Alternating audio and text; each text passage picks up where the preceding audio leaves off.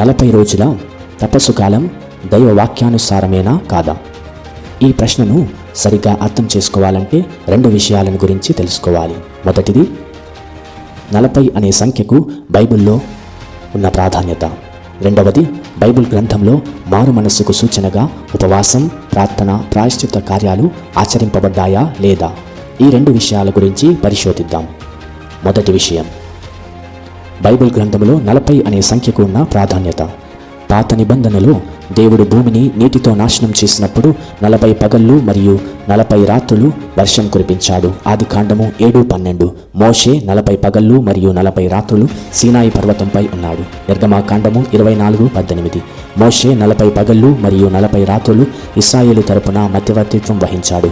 ద్వితీయోపదేశ కాండము 9:18 మరియు 25. ఇశ్రాయేలీలు 40 సంవత్సరాలు ఎడారిలో సంచరించారు. ద్వితీయోపదేశ కాండము 8:2-5 వరకు. ఎలియా ప్రవక్త యెజబెలు నుండి పారిపోయినప్పుడు అతను 40 పగళ్ళు మరియు 40 రాత్రులు ప్రయాణించి హోరేబు పర్వతాన్ని చేరాడు. మొదటి రాజులు 19:8. యెహెజ్కేలు గ్రంథం 4:6, 29, 11-13 ప్రవచనాలలో కూడా 40వ సంఖ్య కనిపిస్తోంది. యేసుప్రభు పాటించిన 40 రోజుల ఉపవాసం తపస్సు కాలానికి మూలం. మార్కు సువార్త 1:13, మత్తాయి సువార్త 4:1-11 వరకు, లూకా సువార్త 4వ అధ్యాయము 1-13 వరకు. మత్తాయి, మార్కు మరియు లూకా సువార్తలు యేసు ప్రభువు తన బహిరంగ జీవితాన్ని ప్రారంభించక ముందు 40 రోజులు ఉపవసించినట్లు మనకు వివరిస్తున్నాయి. తన పునరుత్థానం తర్వాత స్వర్గారోహణానికి ముందు యేసు ప్రభు 40 రోజులు శిష్యులతో, ప్రజలతో కలిసి గడిపాడు. అపోస్తుల కార్యములు 1:3. ఈ వాక్యాల ఆధారంగా బైబిల్ గ్రంథంలో 40 అనే సంఖ్యకు ఉన్న ప్రాధాన్యత, ప్రాముఖ్యత మనకు అర్థమవుతుంది. రెండవ విషయం, బైబిల్ గ్రంథములో దేవునితో సహవాసానికి, మారు మనస్సుకు సూచనగా ఉపవాసం, ప్రార్థన, ప్రాయశ్చిత్త కార్యాలు ఆచరింపబడ్డాయా లేదా? ఈ ప్రశ్నకు జవాబును పరిశోధిద్దాం. యూదులు ఏడాది పొడవునా కొన్ని రోజులలో ఉపవాసం ఉండేవారు. మార్కు సువార్త 2:18-23 మరియు మత్తాయి సువార్త 6:16-18 ప్రకారం యూదుల మతపరమైన ఆచారంలో ఉపవాసం ఉండడం సాధారణమని తెలుస్తుంది. ఉపవాసం ఉండి ప్రార్థన చేస్తూ దుష్కార్యముల నుండి దూరమైతే దేవుని కృపకు పాత్రులము అవుతాము అని యోనా గ్రంథం 3వ అధ్యాయం 7-9 వరకు ఉన్న వాక్యాలు నేర్పిస్తున్నాయి. ఈ వాక్య భాగాన్ని చదువుదాం. నరులు గాని, పశువులు గాని, ఎడ్ల మందలు గాని, గొర్రెల మందలు గాని ఏమీయూ తినరాదు. ఎవరునూ ఏమీయూ తినరాదు, త్రాగరాదు. నరులు, పశువులు కూడా గోనె తాల్పవలెను. ఎల్లరునూ నిండు మనస్సుతో మొరపెట్టవలెను. అందరును తమ దుష్ట వర్తనమును మార్చుకొని తమ దుష్కార్యములను విరమించుకొనవలెను. ఒకవేళ దేవుడు మనస్సు మార్చుకొని జాలి చెంది తన కోపాగ్రతను ఉపసంహరించుకోవచ్చును. మనము చావు తప్పించుకొనవచ్చును. దేవుడు ఆ ప్రజలు చేసిన కార్యములు చూచెను. వారు తమ దుష్కార్యములను విడనాడిరని తెలుసుకొనెను. వారి మీద జాలి చెంది పూర్వము తాను నుడివినట్లు వారిని శిక్షింపడయ్యను. ఎస్తేరు రాణి తన ప్రజలపై దేవుని అనుగ్రహం కొరకు, రానున్న ఆపద నుండి విముక్తి కొరకు గోనె పట్టెను కట్టుకొని ఉపవాసం చేసింది.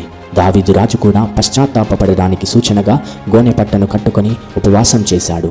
యెరూషలేము దేవాలయంలో పరిచర్య చేస్తున్న అన్నమ్మ అనే ప్రవక్తి ఉపవాసం ఉండేది అని లూకా సువార్తలో చూస్తాము. యేసు ప్రభువును దర్శించిన పౌలు తరువాత 3 రోజుల పాటు ఉపవాసం ఉన్నాడు. అపోస్తుల కార్యములు 9:9, అపోస్తుల కార్యములు 13:1-3 మరియు 14:21-23 వాక్యాలు ఆదిమ సంఘములో విశ్వాసులు, నాయకులు, అపోస్తులు దేవుని నడిపింపు కోసం, ఆత్మాభిషేకం కోసం ఉపవాసం ఉన్నట్లు తెలుపుతున్నాయి. దేవునితో సహవాసాన్ని సూచించడానికి, పాపపు జీవితం, దేవుని ఉగ్రత నుండి తప్పించుకొనడానికి, మారు మనస్సును, పశ్చాత్తాపాన్ని సూచించడానికి యేసు ప్రభు మరియు బైబిల్ గ్రంథంలోని వ్యక్తులు ఉపవాసం, ప్రార్థన, ప్రాయశ్చిత్త కార్యాలను ఉపయోగించారని మనకు అర్థమవుతుంది. ముందు చెప్పబడిన వాక్య భాగాలన్నీ మనకు నేర్పిస్తున్న విషయాలను అవలోకనం చేసుకుందాం. యేసు ప్రభు శోధింపబడడానికి ముందు ఉపవాసం ఉన్నాడు. యేసు ప్రభు తన శిష్యులకు అనేక సందర్భాలలో ఉపవాసం గురించి బోధించాడు. పాత నిబంధనలో ఉపవాసం సిద్ధపాటును, పశ్చాత్తాపమును, మారు మనస్సును, దేవునితో సహవాసాన్ని సూచిస్తుంది. ఉపవాస సమయంలో వారు గోనె వస్త్రాలను ధరించేవారు. ఈ ప్రత్యేక వస్త్రధారణ పశ్చాత్తాపమును సూచిస్తుంది. ఉపవాసం మరియు ప్రార్థనల కలయిక ఆధ్యాత్మిక క్షేమాభివృద్ధిని కలిగిస్తుంది. దేవుని ఉగ్రతను తప్పిస్తుంది. ఆదిమ సంఘంలోని విశ్వాసులు, అపోస్తులు, పౌలు గారు ప్రాముఖ్యమైన సందర్భాలలో ఉపవాసం ఉండి ప్రార్థించారు. కాబట్టి ఉపవాసం, ప్రార్థన, ప్రాయశ్చిత్త కార్యాలు మరియు తపస్సు కాలం వాక్యానుసారమని. ఉపవాసం, ప్రార్థన, ప్రాయశ్చిత్త కార్యాల ద్వారా దేవుని కృపకు పాత్రులమవుతాము అని మనకు అర్థమవుతుంది. కానీ పశ్చాత్తాపము లేని, దేవుని చిత్తాన్ని పాటించని, ప్రార్థనా జీవితం లేని, సంఘ సహవాసం లేని ఉపవాసం, ప్రార్థన, ప్రాయశ్చిత్త కార్యాలు లేదా తపస్సు కాలం దేవుని కృపకు మనలను పాత్రులను చేయదు అనేది యథార్థమైన సత్యం.